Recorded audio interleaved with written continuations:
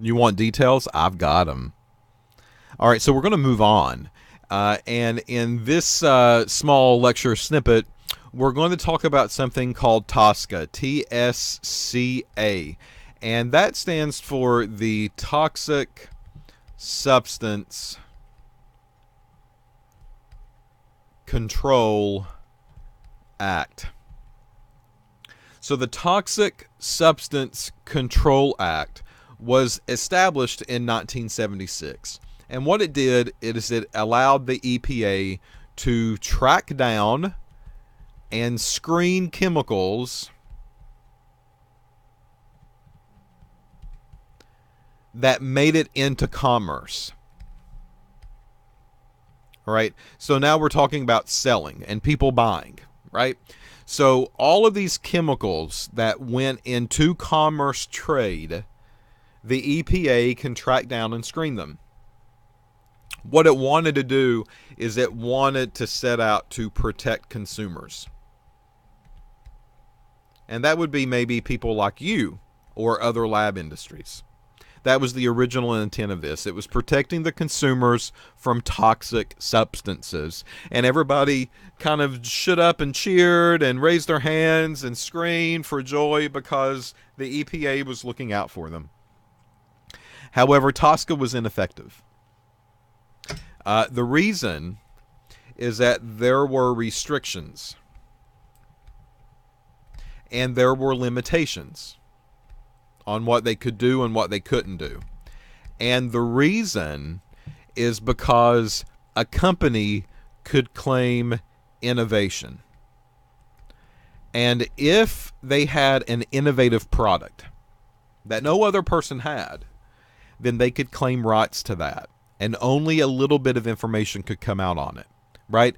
As a company, if you have made a new chemical or a new compound, whether or not it's toxic or not, if you made something new that served a certain purpose, you do not want every single detail released about that thing because another company could mimic it, steal your ideas, and do it themselves. So innovation claims came into the picture. And this restricted on the things that the EPA could do with the Toxic Substance Control Act. So, after looking at all of these products and materials, thousands of these compounds are what we would call suspect. They think that they're toxic. They think that they could be bad. They do not want these things in hands of consumers or commerce. But thousands of them are suspect. Out of these thousands, 5 of them are regulated. So here you see another case of a government entity going in, creating these restrictions, creating these rules and regulations, and not really being able to do anything about it.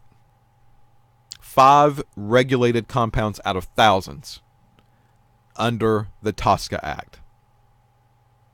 Now, the EPA right now has about 80,000 registered chemicals in the inventory. Thousands of these compounds are thought to be toxic, or they want to keep a closer eye on them because they are in the commerce field. They're getting bought, they're getting sold. 80,000 in inventory. However, the EPA does not require producers that are making it to report health or environmental safety data. Isn't that something? So they've done all of this work, they've done all of this research, but guess what? Can't do nothing about it. Thank you, tax dollars. All right, other than TSCA, we have another one called the Emergency Planning and Community Right to Know Act.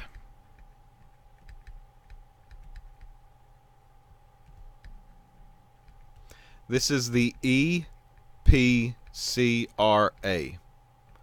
Environmental Planning and Community Right to Know Act.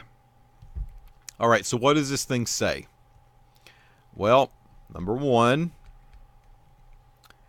it gives requirements. Requirements for the feds, requirements for the state, requirements for the local communities. It also gives requirements for Indian tribes. And it also gives requirements for industry. You're probably scratching your head thinking, Indian tribes, what does that have anything to do with it? Indian tribes are kind of special. The government treats them in a different way sometimes based on the history of the Indian tribes and how we took over their land when we came to the United States, right? And of course, it wasn't the United States at the time. But they are treated separately and they're treated differently sometimes. But this does go to any Indian tribe as well. The focus here is emergency planning, right? That's why we start off with emergency planning in the very beginning of the act. So the focus is what happens if something happens. Hopefully that makes sense. So let's say a spill goes on in a laboratory or from a company. What's next? That's the emergency planning part, right? We know that the spill has happened. We've tried every way in the world to prevent that from happening due to all of these other safety regulations and laws that we put in place. But if something does go on and it's bad, then what on earth can we do? What's next? What should we do as a company? What should we do as a person, right? With ethics to tell other people about it or to make more people aware. So a lot of this act really involves how do you notify the community? Okay, what steps are in place? Do you know immediately what should happen to notify the people that live around this laboratory or notify the media so they can tell other people about what's happened to their water supply or what's happened because due to a chemical spill maybe on the interstate during the transportation process? Those are the things that we want to enforce, and that's the purpose of the EPCRA. It does fall under the EPA jurisdiction, right? A lot of this time we're talking about spills, we're talking about waste, we're talking about chemicals, water, air, soil. So the EPA really has their hand all over this act, and that kind of makes sense. Now, this was passed due to storage of chemicals. You've heard these horror stories about the storage and handling of chemicals at these plants and at these companies, right? And then these vats can get rusted and they can begin to leak or they can break open and all of a sudden we have a chemical contamination.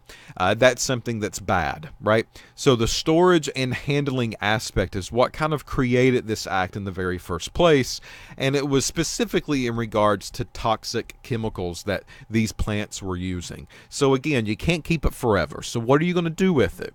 Once you use it and once it's disposed of, you can't hoard it up. So are you disposing of this the proper way? Yes or no? And sometimes in that disposal process, mistakes can happen. So this act is for those mistakes. How can we notify people? How can we make people aware that something's happened? Not only that, it does specifically say SDS in this section as well. So the safety data sheets that describe the health effects, right? That's really what we're focused on, because that's what most people want to know about, right? If I expose myself to this, if I drink this stuff that's in my water, what's going to happen to me? Am I going to get cancer? Am I going to get kidney damage? Is my liver going to fail? Those are the things that we want to kind of spread the word of, to make more people aware of what could happen if you expose yourself to this toxic substance. And finally, last, the labs must make law enforcement aware.